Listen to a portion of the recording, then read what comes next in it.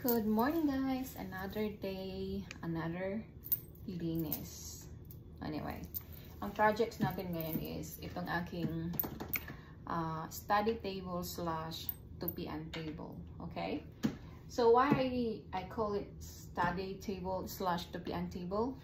Because dito ako gagawa ng mga assignments ko or something, or kailangan ko magbasa or something. Then at the same time, pag naglo-laundry ako, dito ko dinadump yung mga clean at dito ko siya tinutupi. That's why it goes study slash tupian table. Anyway, ang meron dito sa ating study table, lapit natin yung camera. Meron itong laptop. Okay. Actually, laptop to ni asawa. Then, mouse na may kasamang mousepad na kitty. Then some stuff, ball pen, Sharpie pens, a lot of it.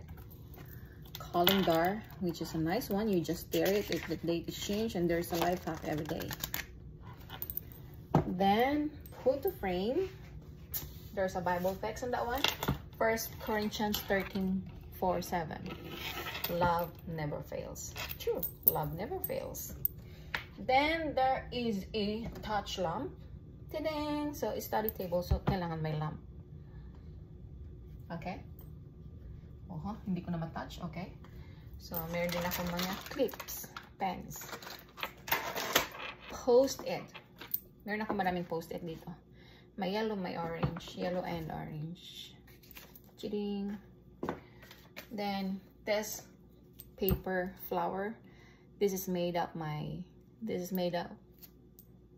of paper flower, and my son make it and give it to me. So sweet.